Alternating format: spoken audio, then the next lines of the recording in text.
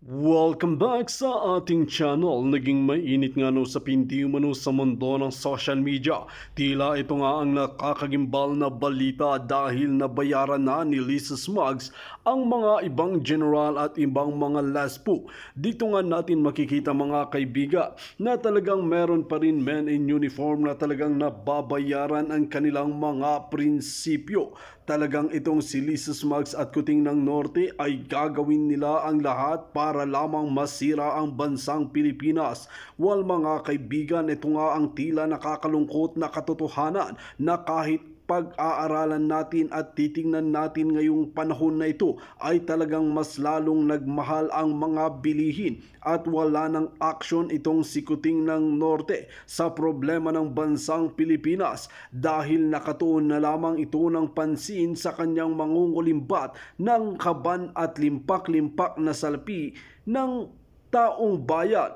Dito nga natin makikita mga kaibigan na talagang napatunayan na totoo lamang ang sinasabi ng maraming tao noon na talagang wala palang kwenta ang pamilyang Kuting na ito dahil talagang pag nanumbalik ito ay talagang magkakaroon ng disaster sa bansang Pilipinas na talagang nangyayari naman ngayon na talagang nagpapaalipin na lamang itong si Kuting ng Norte, Lisa Smugs at Tambaluslos sa pera at sa salapi. Dito nga natin makikita mga kaibigan na dapat na talagang bumaba sa pwesto itong si Kuting ng Norte at talagang dapat nang gumalaw ang mga militar na talagang gustong pabagsakin si Kuting ng Norte. Well mga kaibigan, para nga sa karagdagang impormasyon, panoorin nga natin ang buong video. At kung bago ka pa lamang sa akin channel, huwag kalimutan i-click ang subscribe button at notification bell para lagi kang updated sa ating mga bagong video. At para sa solid viewers natin dyan, maraming salamat sa walang sawang pagsuporta.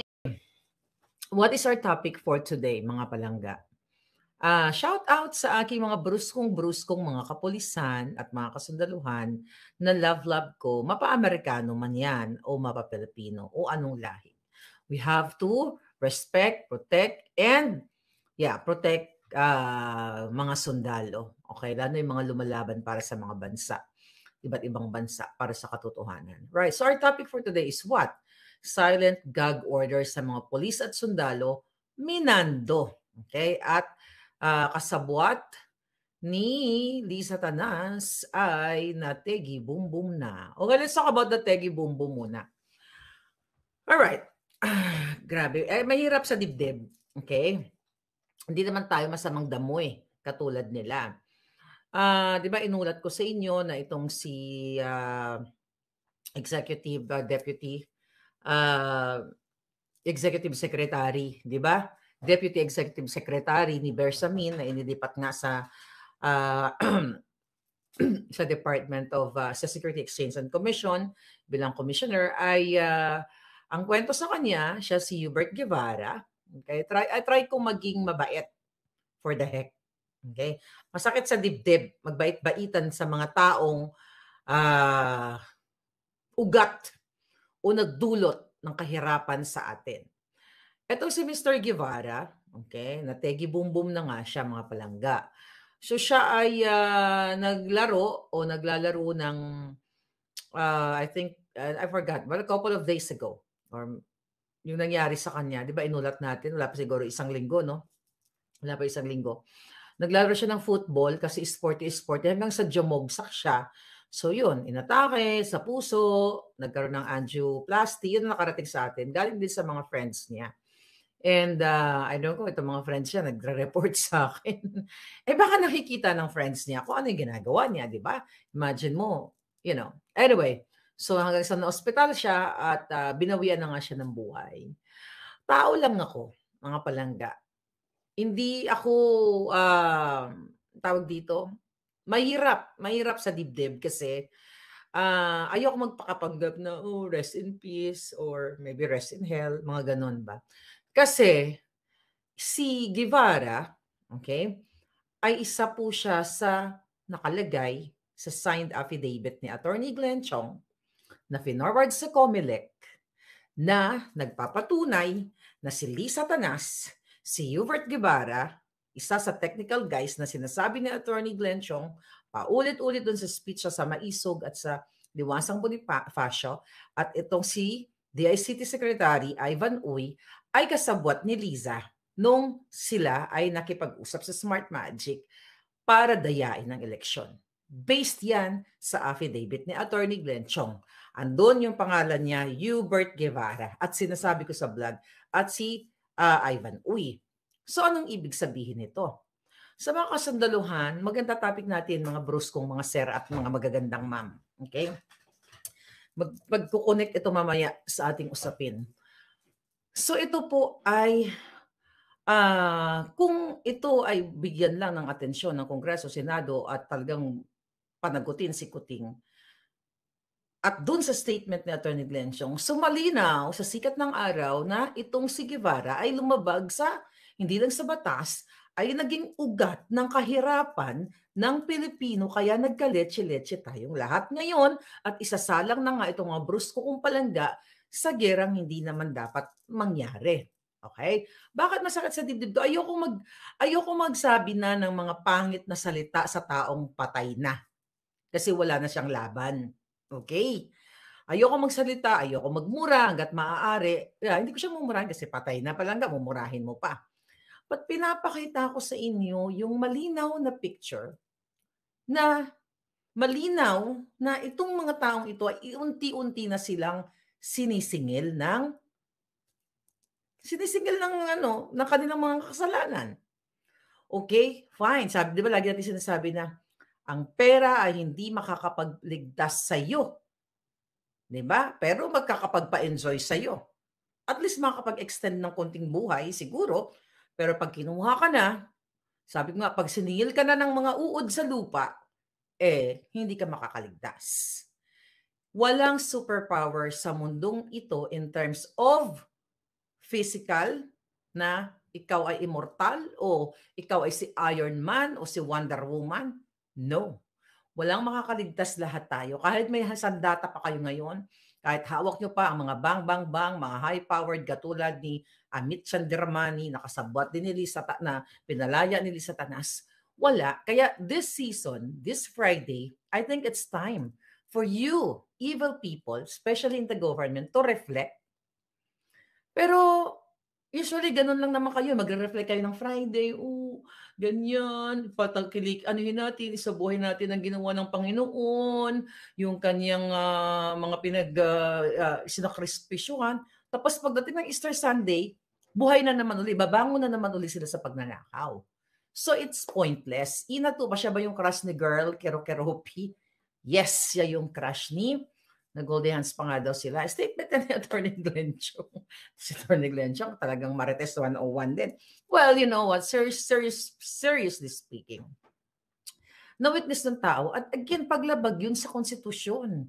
Kung inyong laliman ang pangunawa na si Guevara at si Liza at si Ivan Uy ay nagkipagsabuatan, at kung ito ay talagang pansinin lang ng ating mga kinauulan at ilitisin ng mga hayop na yan, yung buhay pa, kung buhay pa sila, mga palangga, paglabag sa konstitusyon, pagtraidor ni Kuting sa mamamayan, and what? Paglapas, well, you know, ugat kung bakit kayo mahirap ngayon, kung bakit nagkaletse-letse kayo. Kaya nga sabi ko, this Friday, we will believe in God na these evil people, itong mga salot na to, ay magbabayad sa kanilang mga kasalanan na hindi natin kailangan manggurgor literally. We don't need that physically na gawin natin yun sa ating mga nakasakit sa atin. Let the karma, diba? Let the karma work for them. Diba? Ang karma ang magtatrabaho sa kanila, hindi tayo. Ano ang purpose na? Ano lang ang mission natin dito? Magsalita, i-voice out ang ating mga nararamdaman, kasi nga, paulit-ulit, nasa mga bibig natin ang pag-asa ng tunay na pagbabago. So kung mga bibig natin ay pinagsama-sama, sabi nga, nasa Diyos ang awa, nasa tao ang gawa. Pag sinabi mong gawa, hindi natin kailangan manggurgor. Hayaan mo ang tadhana ang manggurgor sa kanila, hindi tayo. Dudumihan mo pa ba ang kamay mo sa mga dugyot na katulad ni Liza? We don't need that. Now, mga palangga, yes, nategi boom siya. Well, ang family niya nagluluksaman ngayon, at least marami silang pera, ano?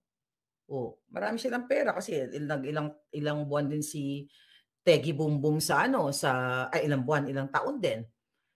Ah, Sabi ko nga dun sa kausap ko kanina, nakakilala, "You know what?" Sabi ko, "My friend, meron konting kurot sa puso ko kasi tao yun, eh, na namatay." Pero sabi ko, yung kurot ng puso, yung kurot na yun na nararamdaman ko kung yung tao ay matino. Kaso hindi, eh. So, babalik na naman tayo dun sa yung ginawa, yung participation niya, yung pagiging conspirator niya. So, sabi nga ng mga nagbabasa ko, sana susunod na si Unanay. No. Ayoko siya mategi, believe me. Gusto ko maramdaman ni Lisa Tanas ang lahat ng kababuyan, kahayupan, katarantaduhan, pagnanakaw niya. Yung hirap, ayokong mategi siya ng ganun-ganun na lang. Gusto ko namnamin niya yung sakit na pinadadanas niya sa inyo. Yan ang gusto kong namnamin niya. Kung meron mamategi bumbum, hindi natin alam. Malay mo si Kuting, you don't know. Kasi may mga ano sila, eh, may mga bangag-bangag session sila. Again, paulit-ulit natin. Pero actually, aaminin ko na sa inyo, may aaminin ako sa inyo. Ako talaga yung dahilan, eh. Kasi ako talaga yung Bodo Queen. May nag-message kasi sa akin, ako walang hiya talaga ng mga palangga ko. "Maharlika, ikaw ang nagpategi bumbum kay ano 'no, do'n sa crush ni Lisa 'no?" Sabi ko, sabi ko, "Walang hiya ako." Sabi, "Ba't mo nasabi?" Sabi ko, "Kasi yung Voodoo Queen." "O sige, ako na yung Voodoo Queen." Tapos biglang i-headline nila, "Maharlika, ang dahilan kung bakit nategi bumbum si Guevara." O 'di ba ang ganda ang headline?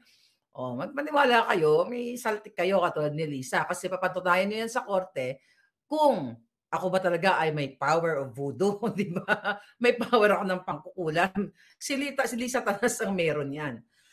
Ngayon, mga kababayan, ngayon kung maniwala kayo, sige na magpabudo na kayo lahat sa akin. Sinong gusto niyong buduin natin?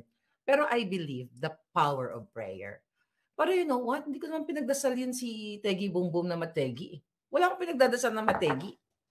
Ang pinagdadasal ko na sana lumayas na sila diyan, right? Well, let's talk about gag order from Gago Powder, sabi ni Den Scorpion. Yung dila mo palangga, powerful, sabi ni Commander Aguila. Powerful talaga yan si Bonjing ba? Buhay pa? Sabi ko, isang bulati na lang yan eh. Okay, sige na. Berro Santo, Marlica, tama na. Yeah, may bago na ako. Voodoo Queen. Kaya isa-isa yung matutumbay yung mga yan. Okay, let's talk about gag order. May nakarating sa atin. This is from sa loob. Okay? Lagi naman sa loob yung ating yung ating information. Tignan ko lang mga hitad. Okay, Doki. So pinarating sa atin ang ating mga palanggang brusko at magagandang kasundaluhan at kapulisan, lalo mga kasundaluhan, na inatasan sila, okay? Okay. Mga palangga, inatasan, may silent gag order sa mga men and women in uniform, sa mga military camps. Palangga, you have to know. Okay, nakalagay dito. Military camps, mga troops, na wag daw makinig sa boljak ni Maharlika. Oh my God, Diyos ko, masyado kayo naapekto sa nganga-bells ko. Ako lang to. So inutusan, okay, there is a silent order, a silent gag order in all military camps. Troops not to listen to you palangga, not to watch your boljak TV. Kasi sinasabi ng Presidential Communications ni Lisa Tanas at ni Kuting ang kanyang pamunuan na si Maharlika, okay, na ako daw ay propagandista ng China. Sagutin muna natin to, putang ina. Propagandista ng China. Okay, remember, nilabas yan itong si Jotox Queen, kung ako Voodoo Queen, si Jotox Queen Katrina Ponce, na kami ni SAS ay ng China, ay binabayaran ng China. Kaya nga sabi ko, meron ako direct contact kay Xi Jinping. Si Kuting wala. Ako meron. You know what? Nakakatawa ito. Doon sa mga palangga kong men and women in uniform, I know hindi kayo naniniwala. Ang isang Maharlika na naninirahan sa Amerika, Okay? At nandito ako, ang Amerika, makikipagsabuatan ako sa China. Kung, you know what, minomonitor din nila ako. Kasi nung nireport ko si Lisa Tanas sa FBI, si Lisa Araneta Marcos, na siya ang utak sa pagpapapatay sa akin o magpapapatay pa lang sa akin, magpapategi boom boom, okay, magpapagurgur sa akin, nireport ko siya, inimbestigahan din ako. Do you think one side lang sila? Okay? Hindi pa pwedeng sabihin mo, ito, tapos hindi mo i-reveal kung ano yung, well, you don't need to reveal. Dito sa Amerika, isang banggit mo lang ng pangalan mo, alam na nila kung ano background mo, day. Pati utang mo kasama. 'Di ba? Public eh. Pati utang mo kasama. So how come na, well, okay, let's talk about this. Baka mawala ako. Di nakarating sa atin na pinipigilan ni Coting Jr., ni Au-Au, ni Browner, Romeo Browner ng AFP, ng Presidential Communications, ng mga bakang inang taksil sa bayan na manood sa akin. And that is suppression of freedom to watch Boljak TV. And suppression of freedom of expression kung anong gusto nilang panoorin. Kasi pwede ka magbigay ng gag order sa mga kasundaluhan o kapulisan na wag sila, i-restrict mo yung kanilang opinion o to disseminate the information if it is issue of national security. Di ba? Kung sasabihin, kung ang isang sundalo magsalita siya na, itong plano namin, pupwesto kami dito sa ganito, tapos ipi-Facebook mo, that is national security issue na dapat i-address ng gobyerno na isinisiwalat ng isang sundalo o pulis yung kanilang military plan or activity. So yan pwede mo gag order and that's legal. But mag-issue kayo gag order, silent gag order sa aking mga poging mga bruskong sundalo dyan. Di ba? Baka naman. Di ba? May nag-comment kasi baka naman. Seriously, mga palangga. Ito ay pagkitil. Okay? Okay? Pagkitil sa malayang pagnonood. Diba? Kung merong malayang pamamahayag, may malayang panonood, bakit mo kami pangimasukan? Bakit to pigilan ang mga palanggang sundalo? Bakit? Dahil totoo ba ang sinasabi ko? Kasi we have had 2 vlogs yesterday. Napanoorin niya bonggang-bongga about the gentleman's agreement at kung tungkol sa kailan dapat what do you call it, yung sa bang-bang-banga. Okay? So ngayon mga palangga, ito ang nakarating sa akin. Question ko nga dito na ako ay propagandista ng China. Uy. Matagal na akong kinulong kung ako ay propagandista ng China, mga palangga. Kahit hindi ka makakagalaw dito. Alam mo yung mga dito, maliban na lang kung talagang sobrang high sindikato ka, di ba? Dito hindi ka makatakas. Babangbangan ka lang ng helicopter, di ba? Nakikita niyo naman sa mga pursuit, dito nga lang, traffic pursuit lang, yung mga traffic violation, yung mga taong nagtumatakbo ng bonggang-bongga, wala tayo niyan eh. Ang helicopter nakatutok sa'yo, paano ka makakatakbo? Paano ako makakatakbo? Hindi ako makakatago sa Amerika. TNT lang ang nagtatago. At yan ang sabi nila, TNT ako. Tago ng tago. Ba't naman ako magpapahuli sa mga demonyo? Hello? So ngayon, mga palangga, sabi ko nga dito, sinagot, ayan. Sabi ko nga, sabi pala ng ating palangga, nako, Madam Maharlika, tinalo mo pa ang CIA, FBI, Pentagon, Department of Homeland Security, at Secret Service. Diba? Grabe yung bintang sa'yo. Talagang pinagsama-sama. Yan ang gusto nilang iparating sa mga kasundaluhan at kapulisan. At sasabihin sa taong bayan na ikaw ay propagandista ng China. So yan po ang gustong sabihin ng pamunuan ni Au-Au Browner. Alright? So, kasi masyadong effective ang inyong fair lady. Maniwala ba kayo? Uy! Oy, mga palangga na ako, mga Ilonggo, bala nga mga gwapo-gwapo, balada sa Mindanao o Biscandiin. Mapati man kamo sa mga kabuangan, sini nga gobyerno. Sige, abi. Ha, mapati ka mo? Sa mga sa mga palangga ko diyan, lahat kayo, magtitiwala ba kayo na ako'y propagandista ng China? And the fact I'm here in the United States at, sabi ko nga, bawat galaw mo dito ay makikita ka.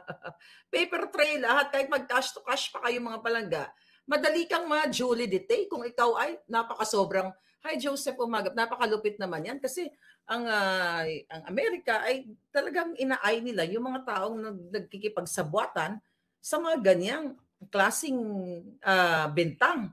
At, I'm proud to say na, yes, I am maalindog. Okay, let's talk about that mga sir, ha, mga palangga. Imagine ninyo, pinadalhan kayo ng gag order para pigilan kayo, para patahimikin kayo, para 'wag kayo magsalita, para i-restrict ang inyong mga karapatan, mga palangga. I-restrict kayo, 'di ba? The same thing na ginawa kay SMNI, sa akin, sa ibang mga vloggers katulad ni General Macanas, The General's View, paki-follow nyo nga yan sa kanyang YouTube. Lahat kami dito, yun din ang ginagawa nila ngayon, silent mga palangga, sa mga kasundaluhan. Imagine ninyo, mga kababayan, itong ginagawa ng gobyernong ito, na pinipigilan kayong lahat na magsalita. Di ba remember, that was January. Yeah, January, nung bago mag-kick off rally si Kuting Jr. sa Carino Grandstand, na inatasan din nila, it's like gag order pa rin, silent gag order, na sinabi nila na mag-like, remember that? Na mag-like at mag-comment sa Bagong Pilipinas, sa lahat ng mga ahensya ng gobyerno o yung sa mga drama ni Kuting. And remember, mga poging-poging mga sundalong brusko at mga pulis, di ba? Ni-require kayo. Not require, pinuwersa kayo.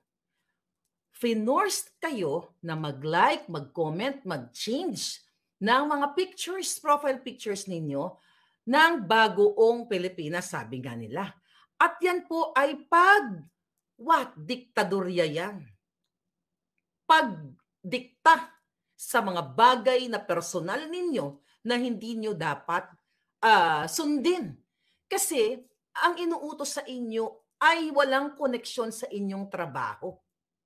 Kung gusto mo mag-sexing picture, imagine mo, gusto nila, papalitan nila ng Bagong Pilipinas para lang sabihin na si Kuting ay maganda ang ginagawa. Hindi kailangan ng buwaka ng inang gobyernong ito na pilitin ang ating mga kapulisan, mga kasundaluhan na magbago ng mga Facebook page para ipakita sa taong bayan na maayos ang kanyang pamunuan. Kailangan niyang gawin aksyon. Kung gusto niya pala, mga jutang dinas, tangina Bernie Santo ngayon, sabi ko, cool lang ako, pa-cute lang ako, pero hindi ko maiwasan. Kung gusto pala ni Kuting, mga kababayan, na bumango siya sa Pilipino dahil sa kanyang mabuting gawain, dapat gawin niya. Ipalaganap ang peace and order sa Pilipinas, hulihin niya ang mga pulboronic, mga manufacture, di ba? Babangbangin niya lahat. Kaya sa pagbabangbang tayo sa China, di ba? Yun ang unahin niya para makita, maramdaman ng taong bayan ang peace and order sa mga iskinita, sa mga kanto.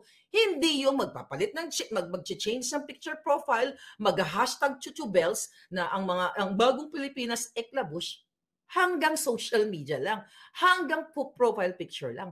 Kailangan ninyo ng gawa. Hindi dahil sa what? Dahil sa profile picture lang. So imagine ninyo, pinipigilan kayo.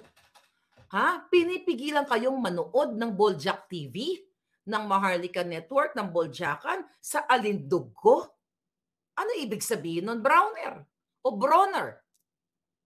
Romeo Bronner, di ba? May award ka pa sa paglingkod ng bayan. Paglingkuran mo ng totoo ang tunay ang bayan. Huwag mong sumunod sa utos ni Cheloy Garapil Juto at ni Bokangkang, dahil yan ay ginutusan ni Lisa Tanas at ni Marcos Jr. na amo ninyo na kayo ay i-gag order, bigyan ng order na wag manood sa Bolja. Bakit tumatagos na ba sa puso ng ating mga palangga ang mga tinuturan natin dito? Kasi ayaw po kayong mas isalang ni Kuting, mga men and women in uniform, mga palangga, lahat tayo, hindi lang men and women, sa gerang hindi dapat mangyari. Na dapat pwedeng solusyonan through diplomacy. You know what I mean? So ngayon, dahil effective ang ating puso sa puso na usapan dito, ngangabels sa ngangabels, ngayon nag-release ng gag order ang hinayupak na gobyerno ni Kuting. Ha? Pwede lang kayo mag-release ng gag order if this is all about military operations o yung mga polisiya ng gobyerno, yung pang-gobyerno. But yung ngangabels ko, pinupukaw ko lang ang kanilang damdamin, mga kababayan, kasi ang issue dito ay taong bayan at nakikita ninyo, nakikita ko. Hindi ba kayo bulag? Di ba?